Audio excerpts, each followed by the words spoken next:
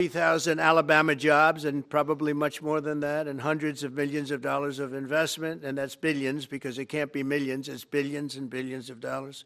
Most importantly, this decision will help America defend and dominate the high frontier, as they call it. I want to thank Secretary Pete Hegseth. He's doing a fantastic job, and Secretary of the Air Force Troy Mink. Troy, thank you very much. Great job you're doing, Troy. This is such a big deal. This is one that everybody wanted to know. What are you doing? I also want to thank Senators Katie Britt, and I want to give my condolences. Your grandmother, her grandmother just passed away. She was 100, right? 100, and she loves you, Mr. President. Well, and she was very proud of you. Thank you very much. Very, very proud of you. So thank you, Katie. Wonderful woman. She must have been. To produce you indirectly, I can tell you she had to be. Tommy Tuberville, who's a great coach, and I won't say anything about what happened with Alabama football this weekend. Let's leave that out. But you're not used to that, right? You're not used to that. But Tommy, Auburn won, that's right. They did. So you're happy. Tommy's been a great senator, as you know, and a fantastic guy all around. He was also a tremendous coach. House Armed Services Committee Chair Mike Rogers. Thank you, Mike. Where's Mike? Mike, thank you very much. Doing great, Mike. Representatives Barry Moore, all great friends, Robert Adderholt, Gary Palmer, and Dale Strong. Thank you all very much, fellas. Appreciate it. In my first term, I created a thing called Space Force, so important. You know, we were losing the race in space very badly to China and to Russia, and now we're far and away #1 in space, and reestablished Space Com with a mission to protect American space assets and detect any threat to our homeland. We initially selected Huntsville for the SpaceCom headquarters, yet those plans were wrongfully obstructed by the Biden administration. And as you know, they moved them to a different locale. And today we're moving forward with what we want to do and the place that we want to have this. And this will be there for hopefully hundreds of years. That's where it's going to be. I will say I want to thank Colorado. The problem I have with Colorado, one of the big problems, they do mail-in voting. They went to all mail-in voting. So they have automatically crooked elections. And we can't have that. When a state is for mail-in voting, that means they want dishonest elections, because that's what that means. So that played a big factor also. In Huntsville, SpaceCom will play a key role in building the Golden Dome, as you know. That's going to be a big thing. Everybody wants to be a participant in it. Missile Defense Shield, we're going to be having a Golden Dome that the likes of which nobody's ever seen before, the finest, the best. And by the way, Canada called. They want to be a part of it, and that'll be great. But Canada wants very much to be included in that, and we're going to work something out with them, I hope. It will also ensure that our technological capabilities, of which we're way ahead of anybody else, there's nobody close, remain unmatched long into the future. So I'd like to ask Secretary Hegseth to say a few words. He was very much a part of it. And really, everybody behind me was. Every one of these people would call me and lobby me. I said, Katie, I don't want to talk to you anymore. I know what you want. She said, that's right, sir. That's what I want. And they got their way. So I just want to congratulate. These are really special people. They're politicians in many ways, but they're great patriots, I think even more so than politicians. So they fought very hard to get it, and it's an honor to give it to Huntsville. Pete, say a few words, please. Thank you, Mr. President. As usual, right place, right time, for the right reason. In your first administration, you established the Space Force at a time when we knew we had to be looking to that domain of space. You also reestablished SpaceCom to ensure that priority was put in place, and you, through the Air Force, independently identified that Huntsville, Alabama was the right place to put it. For other reasons, in the next administration under Biden, they decided to move it somewhere else. Well, during that time, the DoD Inspector General, the Government Affairs Office, they did their own assessments, and where did they say SpaceCom should go? Huntsville, Alabama. So what you're doing today, Mr. President, is restoring it to precisely where it should be based on what the Space Force, the Air Force, your leadership believes will give us strategic advantage in the future. That is Huntsville, Alabama. We are way ahead in space, but this will ensure we stay leaps and bounds ahead, because that's the most important domain. Whoever controls the skies will control the future of warfare. And Mr. President, today you're ensuring that happens. Thank you. Thank you very much. Katie, would you like to say something? Mr. President, we are grateful for your leadership on this and restoring Space Command to its rightful home in Huntsville, Alabama. This delegation has worked together, both chambers, both parties, to make sure that Huntsville was the place that Space Command called home. As was mentioned, obviously the Biden administration chose to make this political. What we want to do is put the safety and security of Americans first. We want to make sure that our warfighter is put first, and we want to make sure that America continues to lead. And today, Mr. President, you've allowed that to happen. Thank you. Thank you very much. Tommy, please. Yeah, thank you. Thank you, Mr. President. This is a great day for our country, not just for our state of Alabama. We need help in our military. We need to catch up. And as Secretary has said, we're not behind in space, but we know where we're at, and we need to expound on that. Now, this move will save the taxpayers $480 million. It's not going to cost more. It's going to cut $480 million. We have the plans intact. It'll be behind a secure wall in Huntsville, Alabama, at Redstone Arsenal. We have 40,000 people there. We have the FBI there. We have missile defense there. We have NASA, Blue Origin, and SpaceX. It is the perfect place for Space Command. I would tell you today, and I've spoke with the President for the last 3 or 4 years about this, if I thought it needed to go somewhere else because I understand the security of our country, I'd be for that. But the best place for Space Command is Huntsville, Alabama, because what we have and what it means to this country is going to be so important. So thank you, Mr. President, for this, and we look forward to building a huge Space Command and having the Donald J. Trump Space Command Center in Huntsville, Alabama. Here, here. JD, would you like to say something? Sure. Well, Mr. President, thank you. I'll be very brief here. I lobbied the president hard to put it in Ohio, but he said these people behind us, these Alabamas, are just too powerful and too persuasive.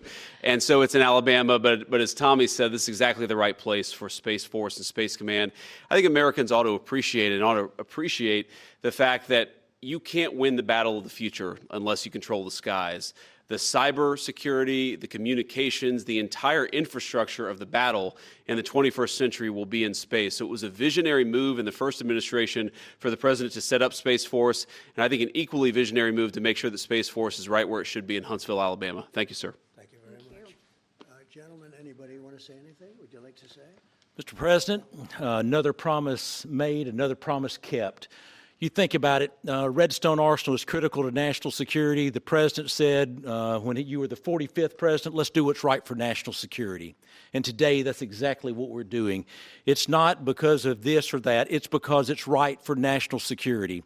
You think of the 21 categories that were evaluated to determine what was best for national security. All indicators pointed back to Huntsville, Alabama, and Redstone Arsenal. We have the right people at the right place at the right time.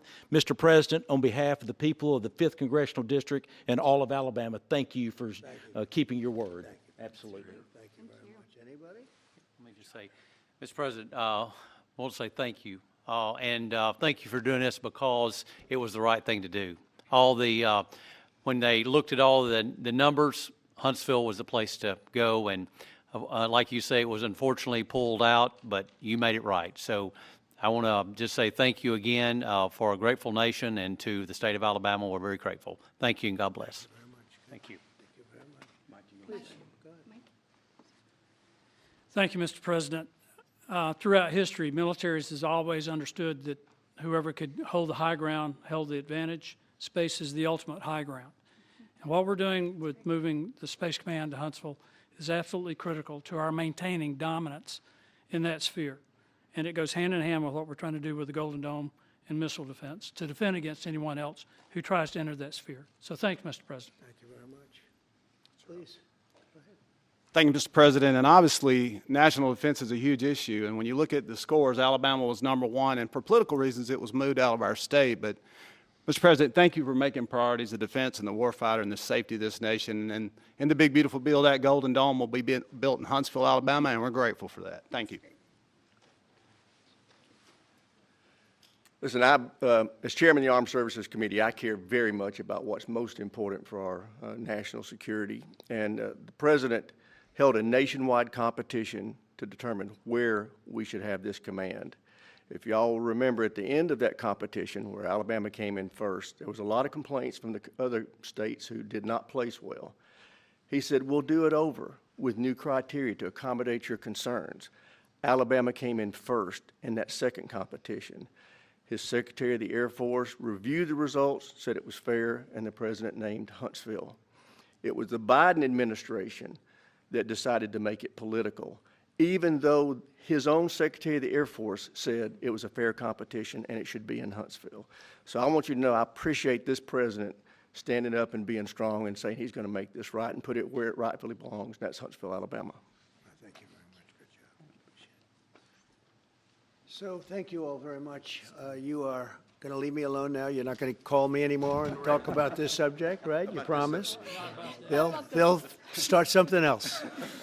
But I just want to congratulate you. It's a very big deal. When you come out and when you leave the room, you'll see that we just, over the last few minutes, literally shot out a boat, a drug-carrying boat, a lot of drugs in that boat. And you'll be seeing that and you'll be reading about that. It just happened moments ago, and our great general, head of the Joint Chiefs of Staff, who's been so incredible, including what took place in Iran, knocking out potential nuclear power for a long time to come. I think within a month they would have had it if we didn't do what we did. But he gave us a little bit of a briefing, and you'll see. And there's more where that came from. We have a lot of drugs pouring into our country, coming in for a long time. And we just, these came out of Venezuela and coming out very heavily from Venezuela. A lot of things are coming out of Venezuela. So we took it out, and you'll get to see that after this meeting is over. Do you have any questions, please? Yeah, please. Thank you, Mr. President. Senator Cumberville talked about the cost savings associated with this announcement. Can you talk about the strategic benefits by having Space Force Command headquartered in Huntsville? Well, it just works because we have so much else there. And having a central, you could call it a central command, but it really is a command station. Also, even locationally, where it is, and when you think about flying distances, if you can save a half an hour as fast as some of these planes go and things go, and even the rockets go, if you can save by having the best location. So we went out, as you know, to experts, and we had 4 different groups of experts. They all said this was the best location. I also loved it from the standpoint, I know the people of Alabama, they are great people, work hard, and there's no games, and they're very proud of it. And I would say they fought harder for it than anybody else also. A lot of states, 5 states really wanted it, but they wanted it more. And I kid you not when I say that these people, they spoke to me a lot. That's all they wanted to talk about. They didn't want to talk about the weather. They only wanted to talk about moving to this location, moving to Alabama, Huntsville in particular. So we're honored to do it. They really wanted it badly, and they got it. Peter? President Trump, something completely different, but about a big viral social media trend over the weekend. How did you find out over the weekend that you were dead? You see that? No. People didn't see you for a couple days. 1.3 million user engagements as of Saturday morning about your demise. Really? You didn't see that? You know, I have heard, it's sort of crazy, but last week I did numerous news conferences, all successful. They went very well, like this is going very well. And then I didn't do any for 2 days, and they said, there must be something wrong with him. Biden wouldn't do them for months. You wouldn't see him. And nobody ever said there was ever anything wrong with him, and we know he wasn't in the greatest of shape. No, I heard that. I get reports. Now, you knew I did an interview that lasted for about an hour and a half with somebody, and everybody saw that was on one of your competitors. I did numerous shows and also did a number of truths, long truths, and I think pretty poignant truths. No, I was very active over the weekend. They also knew I went out to visit some people at the club that I own, pretty nearby on the Potomac River. And no, I've been very active actually over the weekend. I didn't hear that one. That's pretty serious stuff. I'm glad it's Well, it's fake news. You know, it's just so, it's so fake. That's why the media has so little credibility. I knew they were saying, like, is he okay? How's he feeling? What's wrong?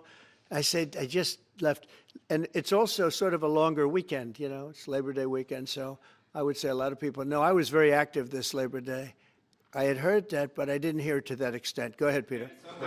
We know that this country has a huge problem with school shootings. You have said that you're open to sending the National Guard pretty much anywhere. Would you ever consider sending an armed National Guardsman to every school?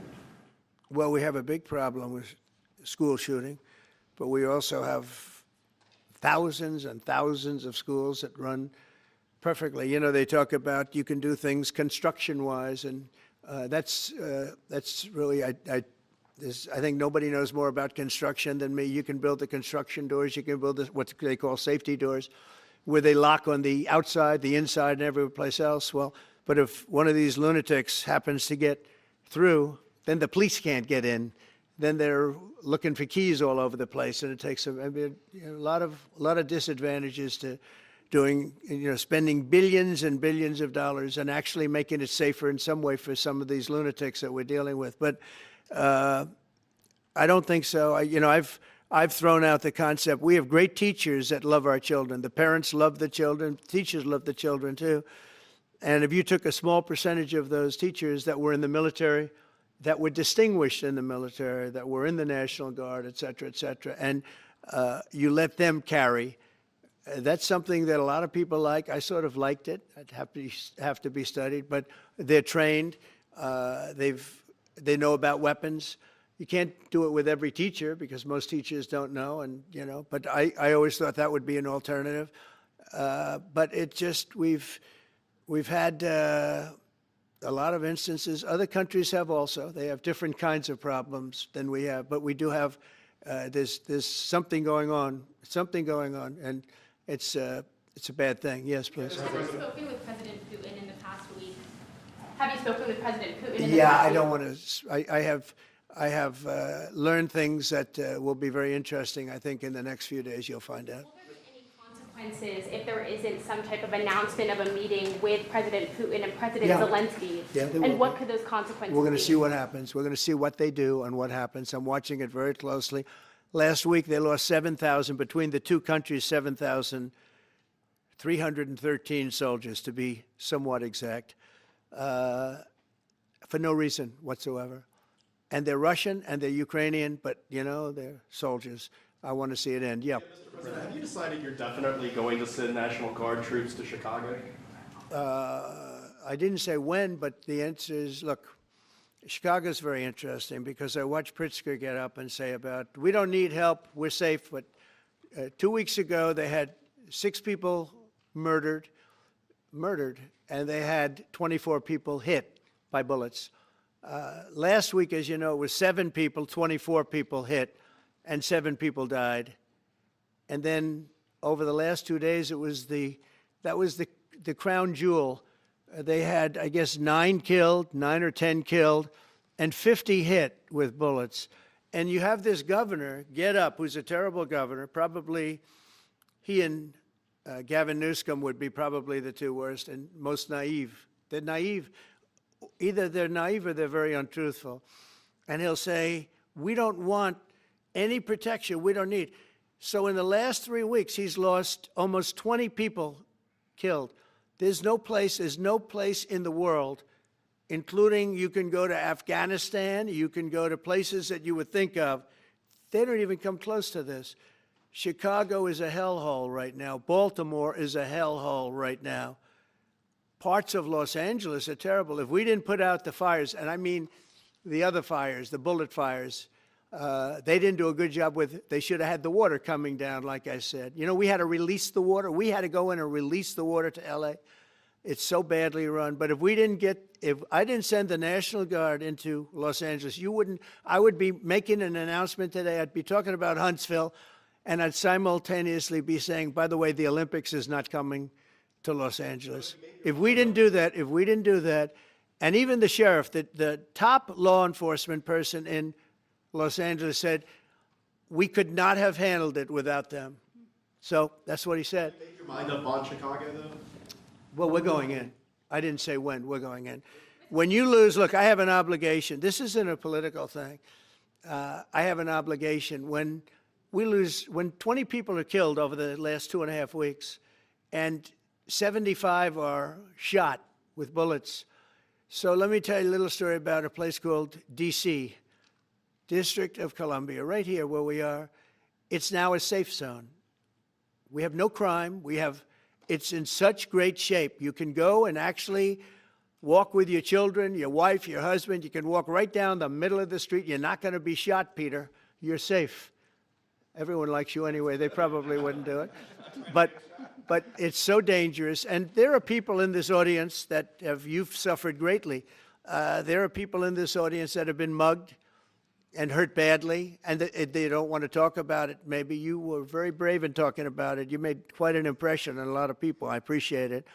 But there were other people in this room that have been hurt very badly just walking down the street in D.C. Washington, D.C. is a safe zone right now. It's a safe city. The restaurants are open. They're booming. You can't get a restaurant. New restaurants are announcing that they're going to be open. This took place in 12 days. Now it's 15 days, but 3 days ago it became what's known as a safe zone. It's a safe city. And this city was really bad, really, really bad. We took 1,600 people out, hardcore criminals that will not be coming back anytime soon. And we're very proud of it. You know, to have our nation's capital lose every week. You know, it was like years, many years, where every single week somebody was killed for many, many, many consecutive weeks. This went on for years. And then we had, last week it was announced that nobody was killed last week. And I made that announcement in front of a very distinguished leader of a country.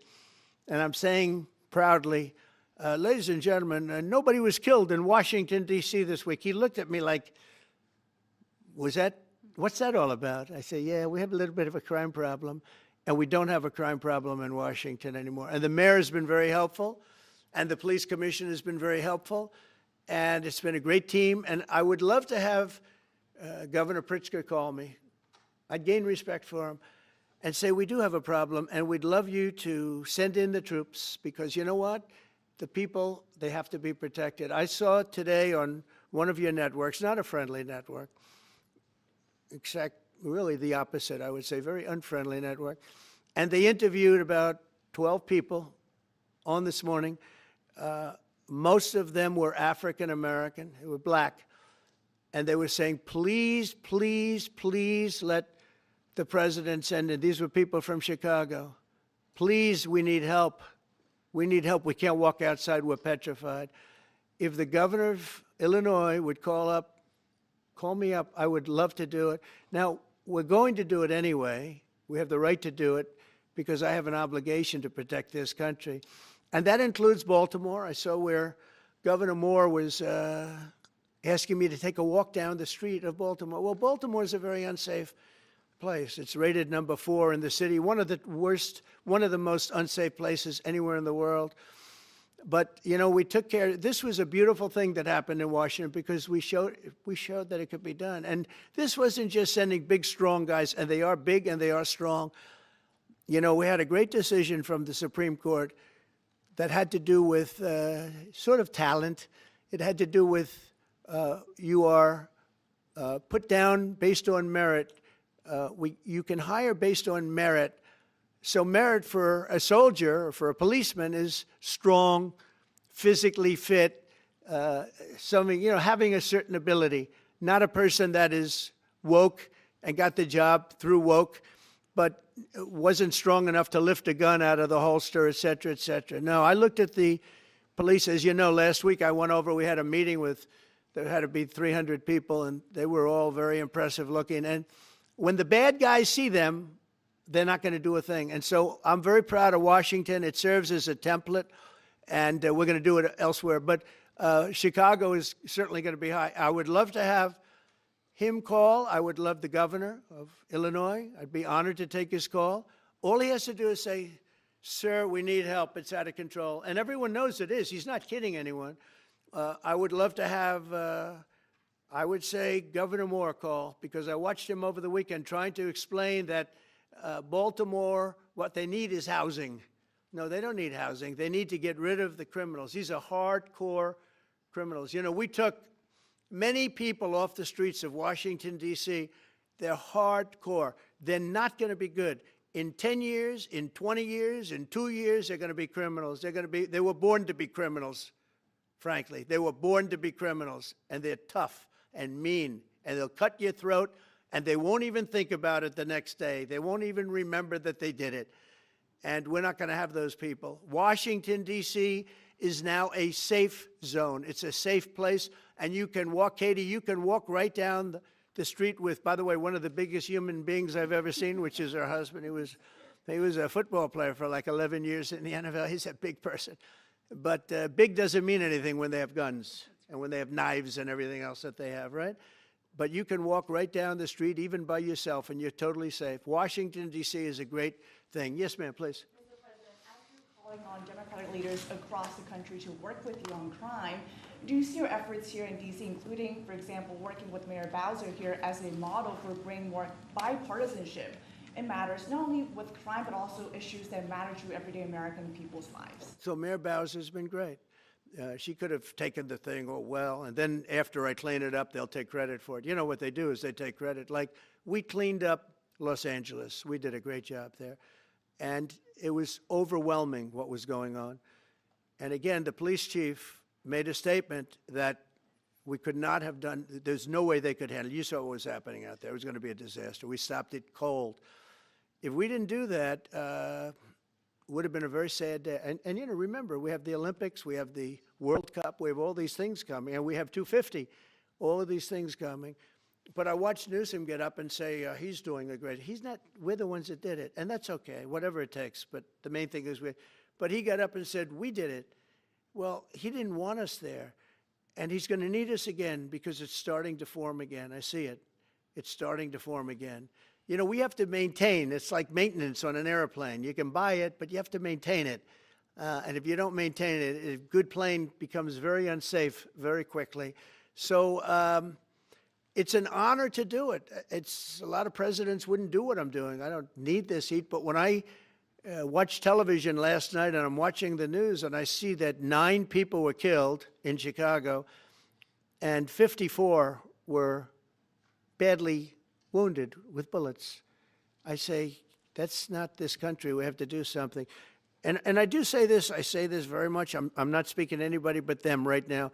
I would love to receive calls from governors and mayors saying they need help. We'll help them. We have a lot of people. We have a great force. We have a great military force. You know, Pete will tell you that when I was running for office, and this was a big headline, I think, you know, probably got me a couple of votes, but you couldn't sign people in the military. Nobody wanted to join the military, the Army, Air Force, the Navy, Marines, Space Force, Coast Guard. We never forget Coast Guard because they've done such a great job. Never.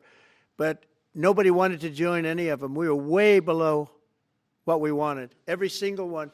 The closest was the Marines, whatever that is. You'll explain that to me. But the closest was the Marines. But every service was way down, way down.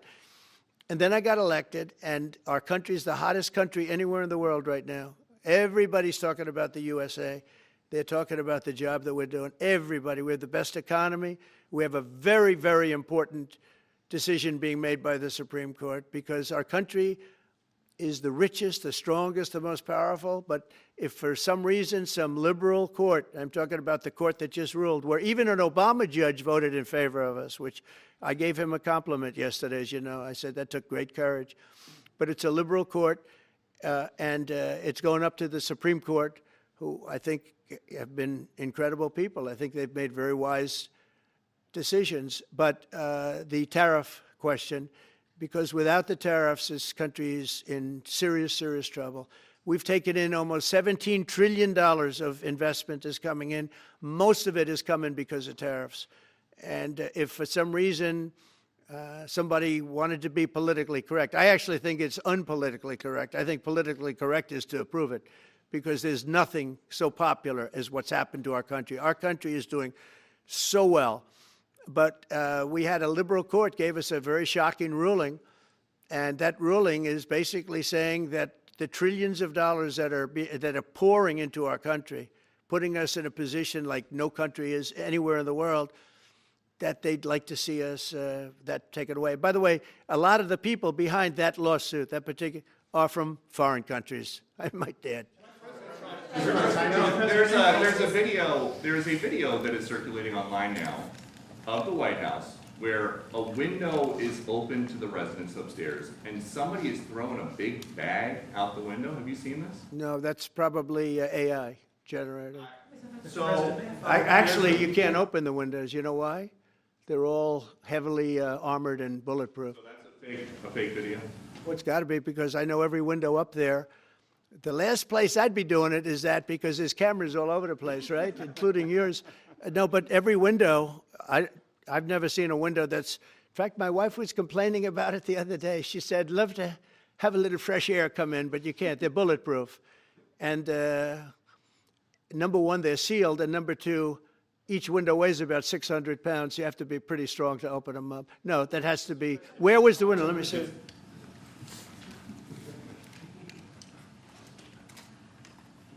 Maybe from the renovations? Which is the window? It looks like this is on the 15th Street side, I think. Yeah. So right here. Yeah, those windows are sealed. Those windows are they're all sealed. You can't open them. What you were saying regarding the federal. It's the kind of thing they do. And one of the problems we have with AI, it's both good and bad. If something happens really bad, just blame AI. But also they create things, you know, it works both ways. If something happens that's really bad, maybe I'll have to just blame AI. But there's truth to it, because I see so many phony things. I saw something as I was growing up, from the time I was a baby till now. I said, who did that? It was AI generated. So it's a little bit scary, to be honest with you. But those windows are all very heavily sealed.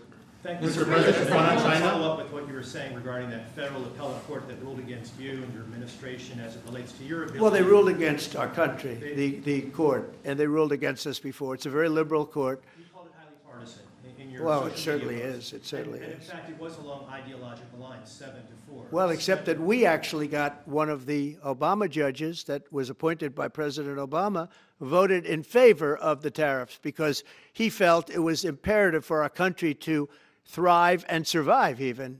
And I gave him credit. I said, you know what? That took a lot of courage for him to do it, because you don't see that often. So my question is, I suspect you're going to appeal that all the way to the Supreme Court. Well, we already have, yeah. In fact, we're doing something else. We're going to be going to the Supreme Court, we think, tomorrow, because we need an early decision. I mean, look, the financial fabric of our country, we're a rich, incredible country right now, and we're able to, you know, other countries use tariffs on us for years, and we never did.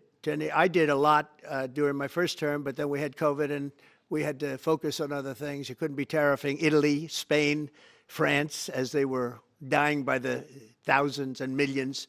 But we did with China, and China paid us billions and billions of dollars. And I started the process, but then I had to end it a little bit because of COVID. We focused on that. But no, it's a very important decision. And frankly, if they make the wrong decision, it would be a devastation for our country. We've taken in trillions of dollars. And by the way, all these countries signed agreements, as an example. They're all happy. Everybody's happy. But some whack job put in a lawsuit. It went before a very liberal court, and the liberal court ruled, it was 11, they ruled 7-4, with one of the most liberal of them all voting in our favor, because they're patriots. I think I give tremendous credit to that judge. And now it's going to the Supreme Court. Now we're going to be asking for early admittance. We're going tomorrow, and we're going to ask for an expedited ruling, because, you know, when you look at the stock market's down today, the stock market's down because of that, because the stock market needs the tariffs. They want the tariffs. If you look at AI, all of those, you know, all of that money that's going to be invested, trillions and trillions of dollars, the biggest thing, bigger than the internet, I suspect. It's the internet plus 3 or 4 other things combined. We are leading very substantially with AI. We're leading because of tariffs. We're leading because of talent, and this is where they'd like to be. But without the tariffs, we wouldn't have a chance because we wouldn't be able to protect those investments of the companies coming in. So if you took away tariffs, we could end up being a third world country. That's how big the ruling. So we're asking for an expedited ruling. As a backstop to that, President, you have a Republican-controlled Congress. You control the House. You control the Senate. Yeah, but we don't have 60 votes.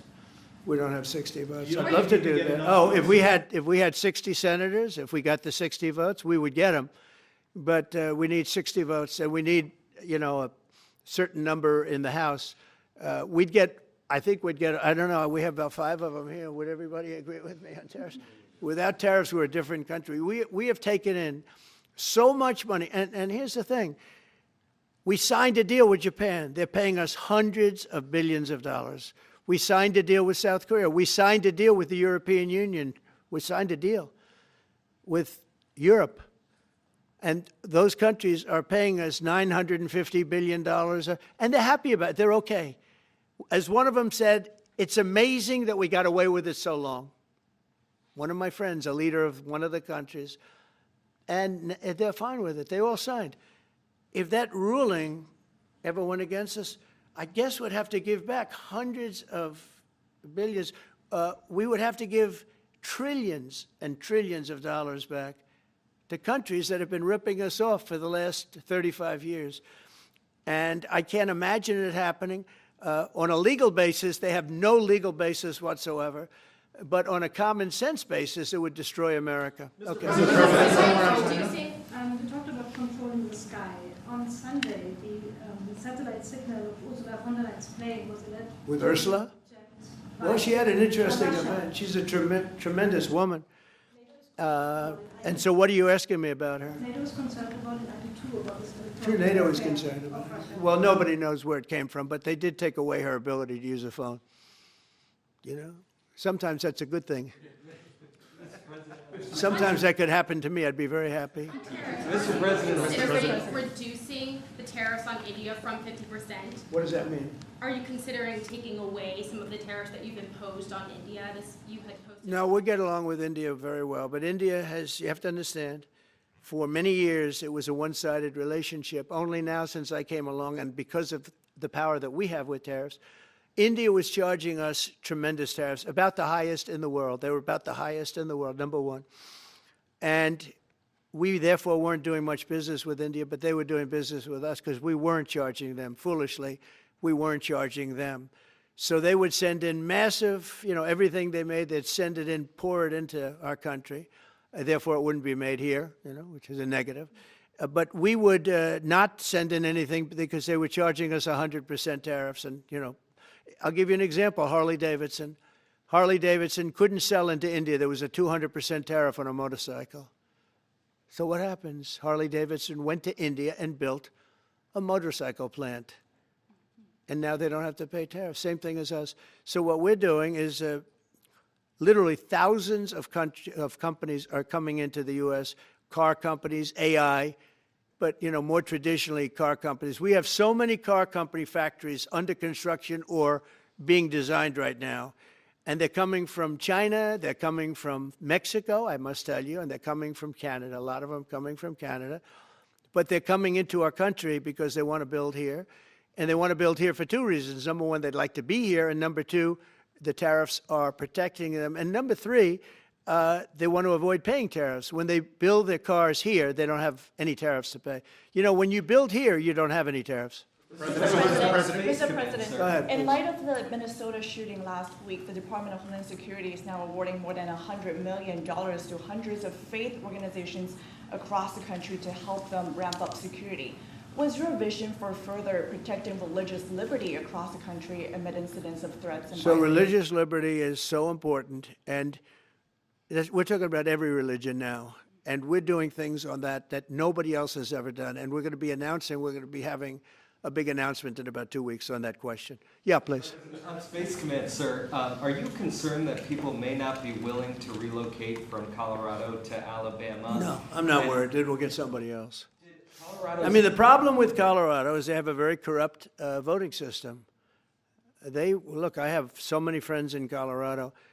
Anytime you have mail-in voting, you have corrupt elections. Very simple.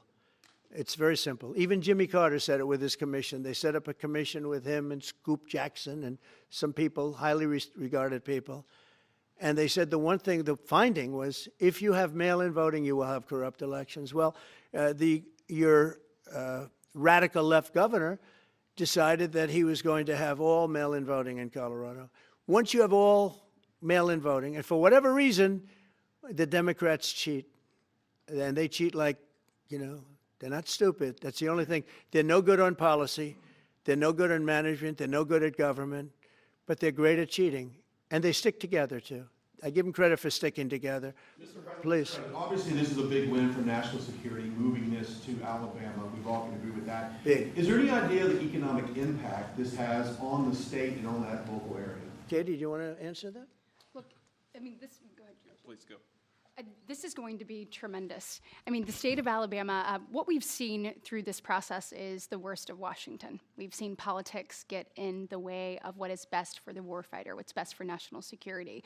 And the state of Alabama is about to show the country the best among us. So we know the economic impact is going to be tremendous. There at Redstone Arsenal, we're proud to house everything from the FBI to headquarters there for material command to a number of things. We obviously have NASA with Marshall Space Flight Center, and so this naturally fits within. When you look at the decision matrix that they placed in front of us, that's why we ranked so high, is because we have the resources necessary and the ability to build out quickly to meet the needs in front of us. As far as economic impact, it would be tremendous. Does anybody have an exact number?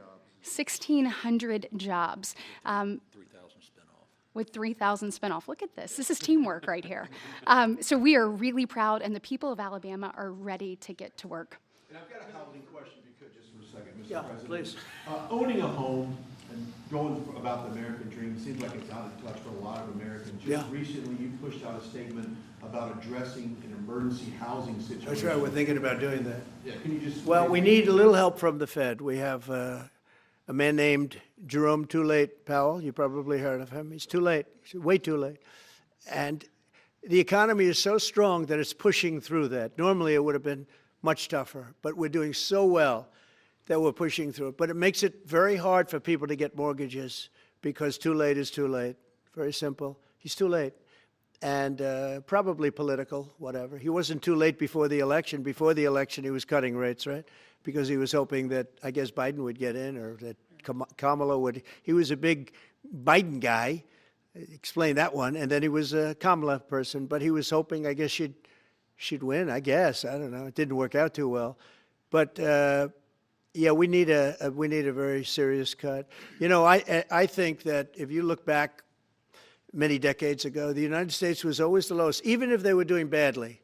The United States was, because without the United States, everything in the world would die. It's true. It's so powerful. It's so big. And I made it really big in the first 4 years. Then it started to degenerate with what this Biden administration did. But we built it up to a level that I never thought we could be at this quickly.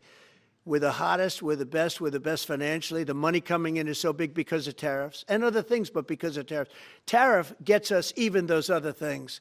Plus, it gets us great negotiators. I settled 7 wars, and numerous of those wars were because of trade, and numerous of the trade deals that I made were because of tariffs. It gives you a great negotiating ability. If that ability were taken away from us by a liberal court acting on essentially foreign nations asking to get help from the United States government, when they've been doing this to us for 40 years, that's why we have $38 trillion in debt. We won't have it for long if they let us, if they allow us to do what everybody knows we should be able to do. Yeah, please. Mr. President, another Biden-era action that you're now reversing is that you signed a deal last week to make federal buildings adopt and embrace classical architecture styles again. Can you talk to us about why you do that, and also what's your vision? Well, we want to see beautiful buildings. Now, it's in the eye of the beholder. I've seen architectural reviews over the years. I'm an expert at it. I've gotten a lot of great reviews. But I've seen buildings that I didn't think were very good get great reviews, and I've seen great buildings get bad reviews. So, but it's just a standard. We want to have a good standard. We're building something here, you know, for 150 years they wanted a ballroom at the White House. We're doing something at the highest level using great architects and all. And, you know, it's very exciting. But we have a lot of interesting things happening architecturally in D.C. And D.C. is like a different place. And, you know, even the contractor said, sir, we walked down today, we feel like much safer. It's like a different place. Washington, D.C. is great. Now, we're going to also beautify it. We're going to put a topping on the roads. We're not going to rip them apart and take 4 years to build a road that was exactly the same by the time you build it. But we're going to put toppings. We're going to put new medians in. We're going to get the graffiti off. We're going to put tiles up in the tunnels where the tiles are missing. We'll do the whole tunnel instead of, you know, a little area where you see new tiles, old tiles that never look too good, but they could use it. You know, they've been up for 50 years. They've served their duty. But we're going to make this within about a 20-mile radius from the White House. We're going to have this place spick and span. It's going to be crime-free, and it's going to be spick and span. It's going to be, you'll be proud of Washington again. Go ahead, please. Sir, China's having a massive military parade that President Putin and Kim Jong-un will be attending. Do you interpret that as a challenge to this? And are you concerned at all about those countries trying to be some sort of counterweight? Not at all. China needs us, and I have a very good relationship with President Xi, as you know, but China needs us much more than we need them. No, I don't see that at all, no. One more. And I had actually a very good meeting with President Putin a couple of weeks ago. We'll see if anything comes out of it. If it doesn't, we'll take a different stance. One March today in California ruled that your deployment of National Guard troops to Los Angeles was illegal. Do you have any response? Well, it was a radical left judge, but very importantly, what did you not tell me in that question or statement that you made? Pretty much of a statement, I think. Well, I was asking for your response. No, you didn't say what the judge said, though. The judge said, but you can leave the 300 people that you already have in place. They can continue to be in place. That's all we need. But why didn't you put that as part of your statement? Because the same judge ruled exactly as you said, except the judge said that you could leave the 300 people that you already have in place. They can stay, they can remain, they can do what they have to do. Thank you very much, everybody. We appreciate it. Thank you. Thank you. Thank you very much. Thank you, guys. Thank you, press. Thank you. Thank you. Let's head out. Let's go, guys. Thank you. Thanks, press. Thanks, guys. Let's go. Let's go. Keep going. Thanks, guys. Thank you, press.